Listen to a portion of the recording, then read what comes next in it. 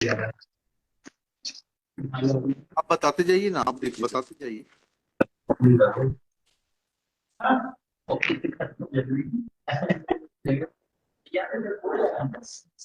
मध्य प्रदेश स्वतंत्रता अधिनियम अधिनियम 1973 जी। धारा 32 के तहत दिनांक 18/11/22 को असिस्टेंट रजिस्ट्रार द्वारा जांच आदेश जारी किया गया। मिस्टर एम एल पड़ावे को जांच अधिकारी नियुक्त किया है। बताइएगा, ये मनोज गुप्ता कब तक सेक्रेटरी रहे? चुनाव किस तारीख को डिक्लेयर हुआ?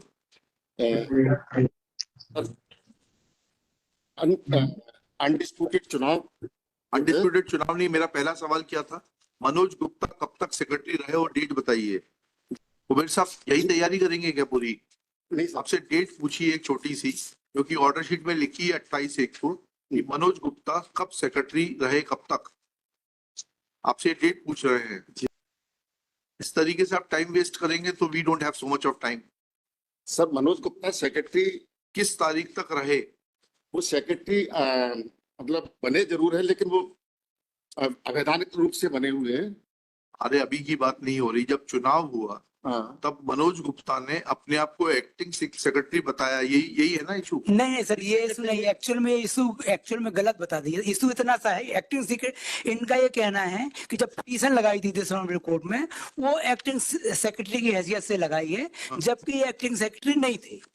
ये इशू है सर। इसने पिटीशन लगाई? मनोज गुप्ता ने जो पिटीशन लगाई थी, जिसमें डायरेक्शन डिस्पोज ऑफ हो गई है। उसका नंबर क्या है सर? वो पिटीशन में सर एक पता, WP नंबर WP नंबर है सर 25/484/23। इस पिटीशन की तारीख को वो एक्टिंग सेक्रेटरी थे कि नहीं थे? ये क्वेश्चन किया गया था आपने। सर, एक्टिंग सेक्रेटरी का कोई पद नहीं है पंजीकृत विधान में। वो गलत तरीके से अपने आप को शो कर रहा है एक्टिंग सेक्रेटरी में।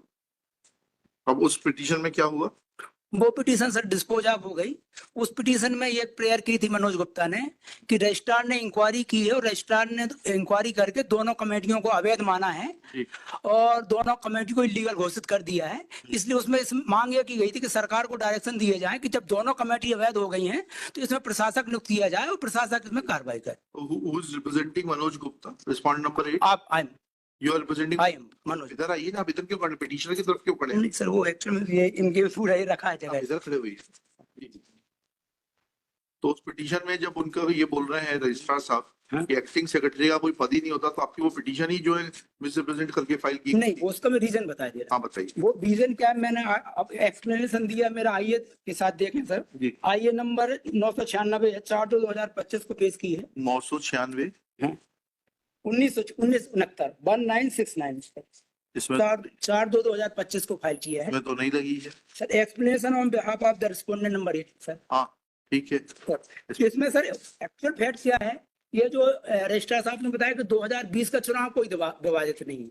इसके बाद क्या होगा, उस चुनाव में जो विवादित चुनाव नहीं है उसमें मनोज चुनाव में सेक्रेटरी कौन बना था? उसमें सारिता गुप्ता सेक्रेटरी थी और मनोज गुप्ता ज्वाइंट सेक्रेटरी थे जी, जो डिस्प्यूटेड नहीं है जी। उसके बाद क्या होता है सर, एज जो सेक्रेटरी और प्रेसिडेंट है सर, फाइनेंशियल मैनेजमेंट में इन्वॉल्व होते हैं। तो ज्वाइंट सेक्रेटरी की कैपेसिटी में मनोज गुप्ता ने इसकी शिकायतें की पुलिस को की। इस पर बाद में उसमें FIR भी दर्ज हुई है। और प्रेसिडेंट कौन बना था? प्रेसिडेंट थे मिस्टर NK त्रिपाठी और सारिका गुप्ता सेक्रेटरी और मनोज गुप्ता ज्वाइंट सेक्रेटरी। ये कोई डिस्प्यूटेड नहीं जी। इसके बाद क्या होता है सर, जब ये financial management secretary president involve होते हैं ज्वाइंट सेक्रेटरी की कैपेसिटी से, तो मनोज गुप्ता ने एक लेटर लिखा 26 मार्च 2022 को रजिस्ट्रार को करके जनरल बॉडी की मीटिंग बुलाने का। कहाँ है वो लेटर? सर लेटर R1 सब देखें, जो इसी एक्सप्लेनेशन के साथ लगा है 26 मार्च 22 को। ये रजिस्ट्रार कार्यालय की पावती रिसीव RTI में निकाला है हमने 5/11/2022 को इनको सर्व हुआ, जिसमें हमने ये कहा कि 11 अप्रैल को आमंत्रण रेस्तरां में हम 4 बजे की जनरल बॉडी मीटिंग आयोजित कर रहे हैं जी। ये सूचना थी। क्या ज्वाइंट सेक्रेटरी को पावर है जनरल बॉडी की मीटिंग बुलाने के लिए? एज पर लॉ है उसको पावर। बताइए ना, वही तो बायलॉज दिखाइए। तो बायलॉज में सेक्रेटरी को है सर। हाँ, वही इसीलिए तो पूछ रहे हैं, ज्वाइंट सेक्रेटरी को अधिकार है क्या जनरल बॉडी की मीटिंग बुलाने का? और जब as per law joint secretary की बायलॉज में दिखा दीजिए ना, लिखा हुआ। इसमें बहस का काम होता है। Show me in the bylaws that the joint secretary has authority to call for general body meeting. और थूक मत लगाइए, यहाँ पर स्पंज रखा हुआ उसका प्रयोग करिए। नहीं तो I will send you out of the court. Sir bylaws की कॉपी इसमें पेश तो नहीं, ये आपकी जिम्मेदारी है। आप बायलॉज की कॉपी पेश नहीं इसमें, पर इसमें सिर्फ उसमें रीजन दिया है। इसमें से उसमें से नहीं होता। हाँ। बायलॉज की कॉपी से बताइए कि ज्वाइंट सेक्रेटरी को जनरल बॉडी की मीटिंग बुलाने का अधिकार है। सर नियम 10 इसमें हमने लिखा है 10 के तहत। 10 क्या है पढ़िएगा, सर नियम 10 पढ़ के बताइए।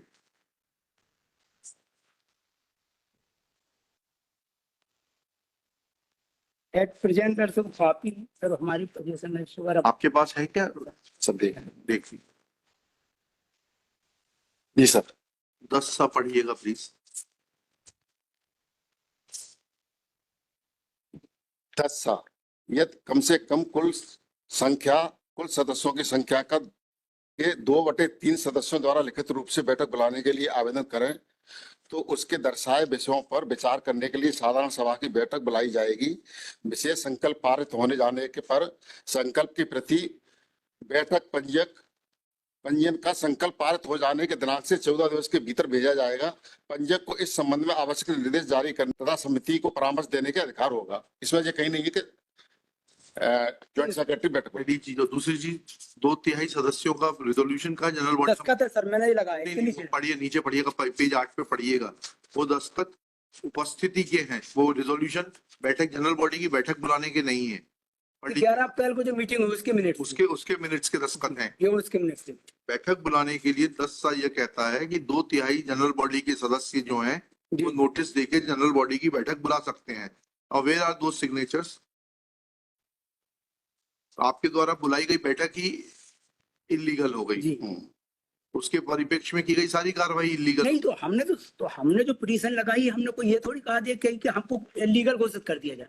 हमारी सिर्फ पिटीशन इतनी थी कि हमारी कमेटी को अवैध घोषित किया गया है और पूर्वी कमेटी को अवैध घोषित किया गया है, इसलिए सरकार को डायरेक्शन दिया जाए कि प्रशासन ने किया। अपने लिए कुछ नहीं मांगा हमने। लेकिन जब आप एक्टिंग सेक्रेटरी को कोई पद ही नहीं है, then how can you file a petition representing yourself to be acting secretary? Acting seat की इसलिए किया कि जो जनरल सर, अब ये मीटिंग गलत हो सकती है। जो जिसको आप मैं जो मिनट्स पेश कर रहा हूँ 11/4 की मीटिंग की, उसमें हमें एक्टिंग सेक्रेटरी बहुमत से हमें एक्टिंग सेक्रेटरी चुना गया। अगर आपके बहुमत में इतने पढ़े लिखे लोग हैं, ये नाम आ रहा है जिला वुशु सुंग जबलपुर और ये सब, और उनको ये नहीं मालूम कि एक्टिंग सेक्रेटरी का कोई पद ही नहीं है।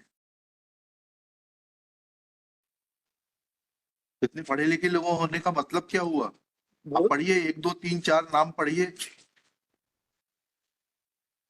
डॉक्टर जितेंद्र जानदार, number 2 Indradev Sharma, number 3 Manoj Patidar, number 4 Piyush Gupta. अगर उनको कानून से कोई वास्ता नहीं है तो क्या किया जा सकता है? How can they pass a resolution authorising Manoj Gupta to file the petition representing himself to the acting secretary when the registrar says that there is no provision of acting secretary? आप दिखाइएगा उसमें बायलॉज में कहीं प्रावधान है क्या कि सचिव की अनुपस्थिति में संयुक्त सचिव जो है सेक्रेटरी का काम करेगा? नहीं, वो तो है बायलॉज। नहीं, वो भी नहीं है सर। संयुक्त सचिव के अधिकार नहीं है। अमेंडेड बायलॉज में देख लीजिए आप। सचिव के अधिकार के बाद कोषाध्यक्ष के अधिकार है, बैंक खाता है, उसके अधिकारी नहीं है। अमेंडेड 20/1/2009 में जो संशोधन कराया है उसमें संयुक्त सचिव के कोई अधिकार नहीं है इस तरह के, चलिए तो उसकी अनुपस्थिति में कार्य कराया।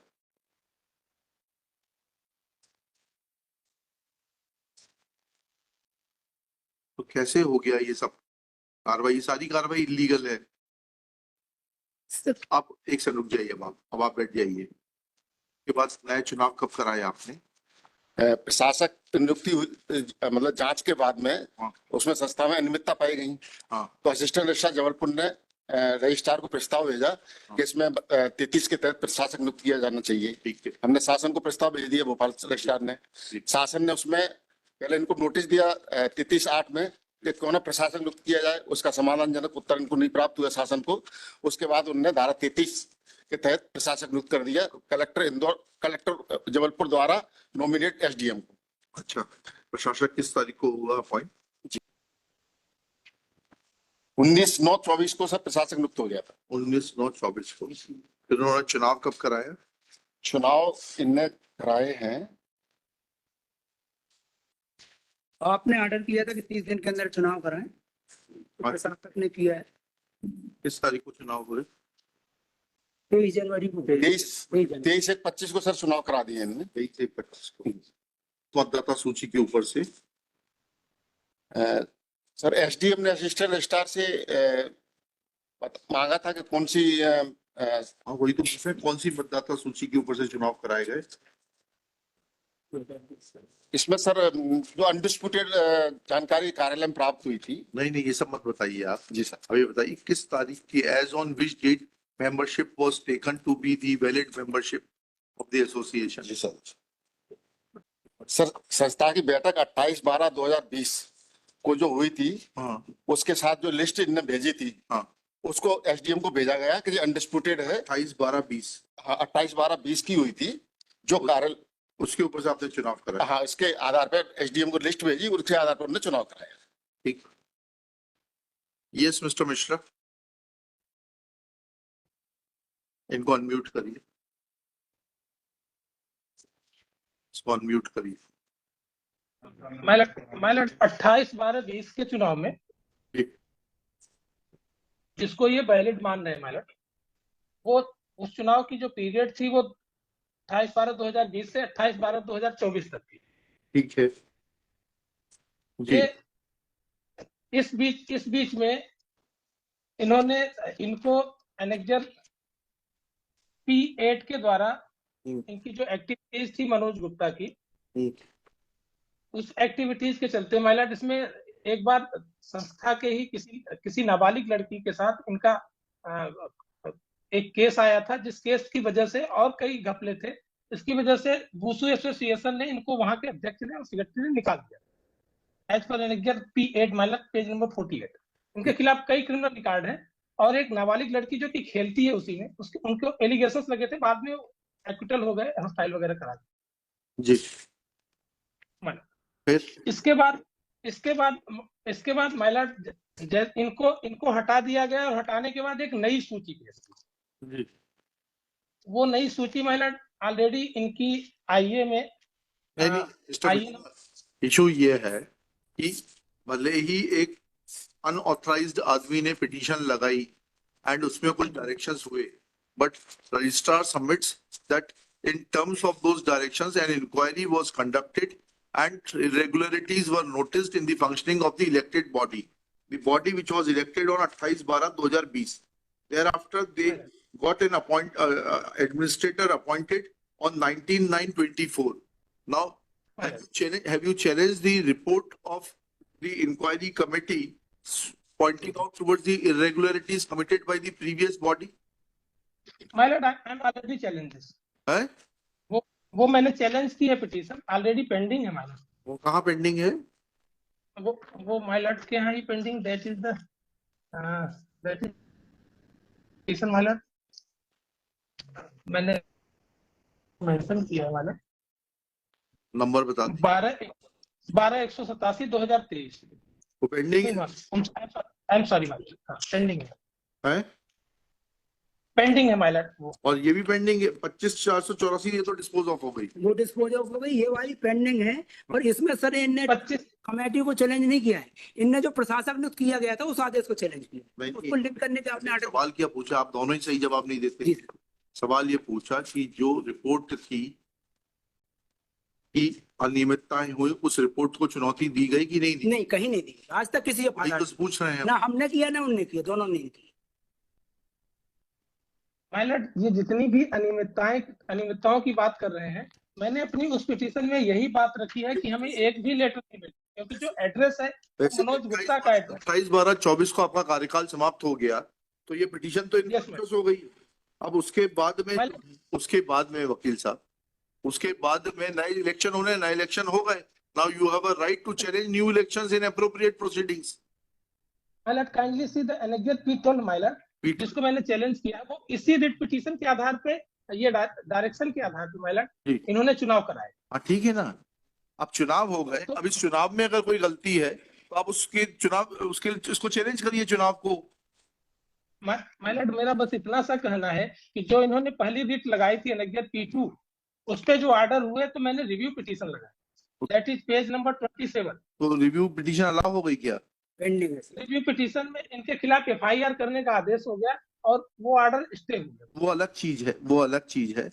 अभी इशू ये है कि अगर नया चुनाव हो चुका है, आपका कार्यकाल ऑलरेडी समाप्त हो गया था 28/12/24 को, सर, उसके बाद अगर इस माय लॉर्ड, चुनाव को आपको कोई चैलेंज करना है तो you challenge it before appropriate authority. मैं बिल्कुल चैलेंज करूंगा। और क्योंकि जो जिस रिट पे ये ऑर्डर ले गए हैं माय लॉर्ड, मेरा सिर्फ इतना सा ही कहना है कि वो उस पावर को हैंडल नहीं करते थे उस पर्टिकुलर टाइम में, और उसी रिट पे ये ऑर्डर लेके गए। और रजिस्ट्रार साहब को भी पूर्ण मालूम था श्री कुबेर, कि ये registrar, in charge registrar from that societies is present in person. Parties are heard. Shri Vidya Shankar Mishra commits that he has filed another WP 12187 of 2023 challenging the order of appointment of administrator under section 33 of the Firms and Societies Act 1973. Full stop. He admits that on 28/12/2020, a body was elected in which petitioner was nominated as secretary and one Mr. N.K. Tripathi as president. Full stop. Manoj Gupta was joint secretary. Full stop. The duration of the election was 4 years and that has come to an end on 28/12/2024. Full stop. It is also an admitted fact now that Manoj Gupta, who was joint secretary, had no business to represent himself to be acting secretary as submitted by Shri Kuber, in as much as there is no designation by name of acting secretary in the bylaws of the society. Full stop. Thus, it is accepted that Manoj Gupta filed WP number 25484/23 misrepresenting himself to be acting secretary. Full stop. Next well. It is also an admitted fact and which could not be disputed from the records that Manoj Gupta was a joint secretary. As per clause 10 within bracket C of the bylaws, general body meeting can be called only by giving notice signed by 2/3 of the members of the general body. Full stop. No such notice is available on record to show that the general body meeting was called in consonance with the provisions contained in clause 10C of the bylaws. Full stop. Therefore, even calling of that general body meeting cannot be said to be legal and appropriate. Next. However, now the issue in narrow compass is that admittedly tenure of the previous elected body, which was elected on 28/12/2020, came to an end on 28/12/2024. Full stop. Thereafter, elections were required to be held and have been actually conducted on 23/1/2025 as per the election program, and new body has been elected. Full stop. Next paragraph. Shri Kuber submits that elections have been conducted by the HDM, who was acting as an election officer nominated by the collector, Jabalpur, on the basis of the voter list on which was used for elections on 28/12/2000. Full stop. Thus, it is pointed out by Shri Kuber that elections have been undertaken on 23/1/2025 on the basis of undisputed list of members, and therefore, if petitioner has any grievance with the elections which were conducted on 23/1/2025, then he has a remedy of filing of challenging the elections in appropriate proceedings, and therefore for the present nothing survives for adjudication as far as the present petition is concerned. Therefore, reserving a liberty in favor of the petitioner to challenge the elections conducted on 23/1/2025 in accordance with law, petition is disposed of.